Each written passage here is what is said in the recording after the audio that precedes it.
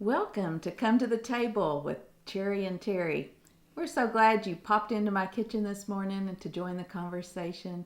We are excited this month. We are talking about a woman who rises as one who sees. And today we're going to talk about the spiritual discipline we want to associate with that. And so Cherry's going to talk to us about the spiritual discipline to contemplate. Yes. So what do you think of when you hear the word contemplate? Let's start there. Well, I usually think of to roll an idea around, to meditate on it, to consider, to really take time to consider something. Yeah, absolutely. And those are all really great words to go along with the word contemplate. And today we're just going to take that kind of a step past our last spiritual discipline, which was to practice the presence of God. And we're going to move into experiencing God a little more fully by practicing contemplation or to contemplate. So, contemplate as a spiritual discipline is to think profoundly and at length about the things of God and experience them fully. So, we want to move beyond just seeing it, just being aware of it, to actually experiencing it. Yeah, that's something I hadn't really thought about. And, I think of contemplate as thinking things through, as rolling it around and thinking deeply about it. But I haven't carried it to the experience end of it. That's good. Yeah.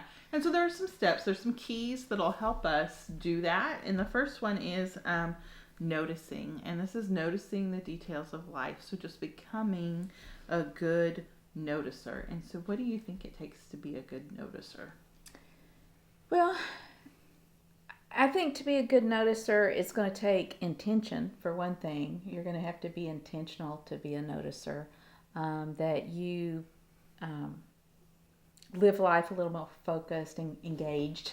Mm-hmm. It's hard for me sometimes. Right. But and then also I think, to just have a curiousness about life, to have an interest, just to be interested in people and things and what's around you, or your interest in your surroundings.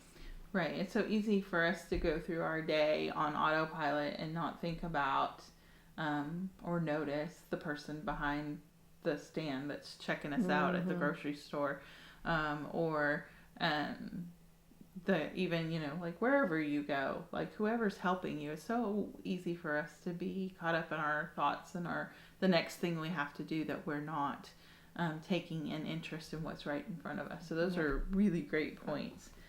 And the next key to contemplating is to reflect or reflecting. And this is asking ourselves a series of questions. So when we do notice something, then take some time to reflect on that, or we experience something because we notice something, we're going to reflect on that. And so you want to ask yourself, like, how does that make me feel? And what can I learn from that? Are two really great questions to start with. Are there any others that you can kind of think of? Well, to specifically look at how can I grow from this? Yes. What potential does this have for me to grow? Exactly. And then sometimes, we miss the mark and we find ourselves reflecting on it later. So then that other question can always be, how can I better experience like this in the future? How can I more fully engage in what's going on around me? It's good. And then the third step to contemplating is going to be obeying. And I think I know I'm not always very good at this. We get stuck. We think, oh, that's a really great idea. And we don't take it any further. Right. But when we're asking ourselves these questions and we're contemplating the things of the Lord and thinking about them, we got to ask ourselves, what does God want me to do with this? What am I supposed to do with this information?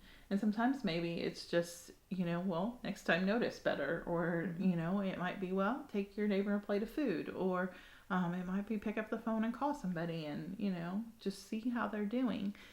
Whatever it is that God leads you to do, just make a point to follow through. Right. So because that's part of experiencing it fully is the follow through.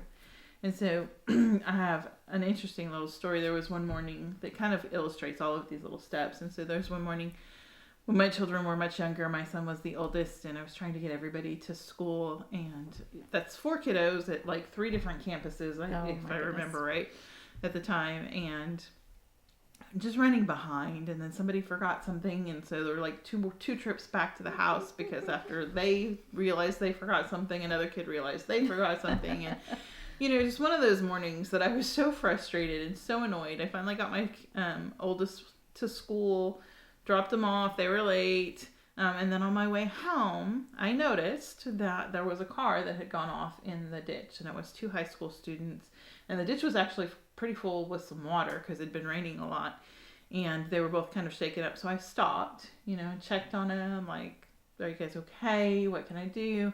And grandparents had already been called, so one of them was staying with the car, but the other kid was going to walk to school.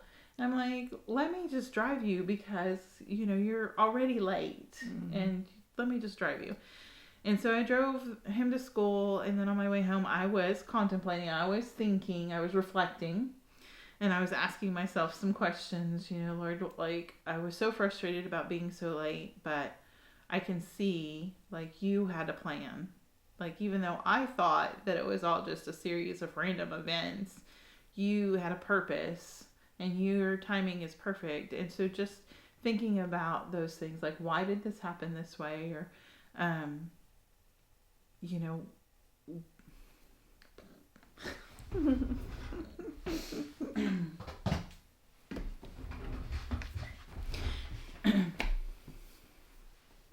so just thinking about those things, and thinking about contemplating, thinking deeply, God, why did you allow the morning to unfold this way? But then recognizing that He's sovereign. And so in my reflection time that morning, it's just like, He's sovereign and He's good. And there was something that needed to be done, and I was available to do it. I wish, in hindsight, like, I would have had that peace the whole morning through, going, realizing, okay, it's okay, it's all going to work out, whatever happens, it's going to be fine. But because of that circumstance and my contemplation afterwards, and thinking about it now, when I'm faced with similar circumstances, it's much easier to have that peace and to go, okay, it's going to be okay. But that comes through contemplation and thinking deeply about your circumstances, the things of God, how God shows up in your circumstances. I think it's certainly a needed practice in our culture today, because we're just, like you said, we're in such a hurry. We don't pay attention, we don't notice, much less take the time to reflect on what we've experienced. Yeah. And it's really key to change our future behavior. Yes. If we don't think deeply about it, we're not going to change anything the next time. We're just going to get frustrated again. Right. Well, exactly. And that goes right into the benefits of contemplating, is learning that life holds more than busyness and possessions. There is more to it. And then developing an awareness of the fullness of life that's available to us, emotionally, spiritually, physically, through our relationship with Christ. Because the Word does say that we walk by faith, not by sight. And so it's having that faith that what He's doing is good, and trusting it, even when it doesn't look good, or even when it doesn't feel good, that He is going to work it for our good and His glory. And so just trusting Him. So Terry, how have you noticed these benefits playing out in your own life when you practice contemplation? Well, one of my favorite parts of the day is in the mornings, before the sun rises. I like to come sit in my chair by my window in my living room, and I turn on the worship music, and I sit there and I watch the sun come up as I just worship the Lord. And I do that, and as I watch the sun come up, I think deeply about that. I think, God is so faithful. The sun comes up every morning. What He's created, what He's ordered, what He's put into existence, it works. We're going to see that sunrise every morning, and so I'm just as I watch the sunrise, I think about that, and I think about God's faithfulness, and I think about His sovereignty, His creative power, and it just frames my day. It really frames my day, as I contemplate just His faithfulness through something as simple as a sunrise. And, I didn't think about that as contemplation before, but it is. It's something that so often is easily overlooked, we take for granted. But by just slowing, by paying attention, by noticing it, and just remembering God's faithfulness, it makes a difference in my day. Yeah. Makes a difference in my life. And I think the key to contemplation is it's going to require slowing on our part. I don't think we're going to be a noticer if we don't. Right. Slow down. Right. And so just like practicing God's presence, if it's not natural to you, we encourage you to schedule it. Like schedule some moments in your day to read your Bible or whatever. So you can do the same thing with contemplation. You can, on my lunch break, I'm going to contemplate. I'm going to be a noticer. I'm going to reflect on the things that I see going on around me until it becomes second nature. All right. You just schedule those things so that you can practice them. So you can do the same thing with contemplation that you did practicing His presence. And so this will really help you become a woman who sees and is able to flip that lens and see the way God would have us to see. So we're just so excited that you joined us again for our She Rises series for spiritual growth and development. And we are just so happy to be on this journey with you. If you have any questions, any comments, anytime, feel free to leave those. We'd love to answer those for you. As always, in the links, you'll find the links to all the places that you can find us in the description below. And we just can't wait to see you again next time. We'll see you next week.